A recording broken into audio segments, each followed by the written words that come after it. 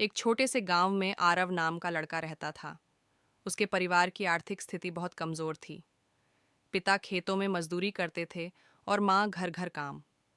आरव पढ़ाई में अच्छा था, लेकिन हालात अक्सर उसके सपनों के रास्ते में दीवार बनकर खड़े हो जाते थे। आरव का सपना था अधिकारी बनना। गांव के लोग अक्सर कहते, अरे छोड़ो, हमारे जैसे लोग बस मेहनत मजदूरी के लिए ही बने हैं। ये बातें आरव के दिल में चुभती थीं, लेकिन वह चुपचाप अपनी पढ़ाई में लगा रहता। 12वीं की परीक्षा में आरव अच्छे नंबरों से पास हुआ, लेकिन प्रतियोगी परीक्षा में पहली बार असफल हो गया। उस रात वह बहुत रोया। उसे लगा शायद गांव वाले सही ही कहते थे। अगले दिन उसके पिता ने कहा, बेटा, खेत में हाथ बटा दे, पढ़ाई छोड़ दे। आरव का मन टूट गया, लेकिन उसने हिम्मत जुटाकर कहा, पापा, मुझे एक और मौका दीजिए। आरव दिन में काम करता और रात को पढ़ाई। कई बार भूखा सोता, कई बार किताबों के ऊपर ही नींद आ जाती।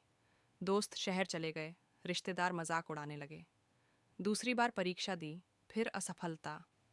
अब तो उसका आत्मविश्वास पूरी तरह डगमगा गया।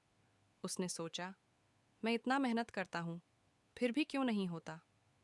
एक दिन वह स्कूल के अपने पुराने गुरुजी से मिला। अपनी सारी परेशानी बता दी। गुरुजी मुस्कुराए और बोले, आरव, सीढ़ी की आखिरी सीढ़ी सबसे ज्यादा ऊंची होती है, लेकिन वहीं तक पहुंचने से पहले लोग हार मान लेते हैं। ये शब्द आरव के दिल में बैठ गए। उसने तय किया, अब नहीं रुकेगा। इस बार उसने सिर्फ स्वयं पढ़ाई नहीं की, बल्कि खुद पर भरोसा करना भी सीखा। न असफलताओं को कोसा, न किस्मत को।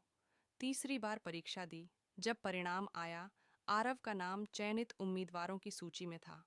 जिस गांव ने कभी उसका मजाक उड़ाया था, वही गांव अब उस पर गर्व कर रहा था। उसके माता पिता की आंखों में आंसू थे, इस बार खुशी के। आरव ने साबित कर दिया कि सपने अमीर गरीब नहीं देखते, सिर्फ हिम्मत और धैर्य चाहते हैं।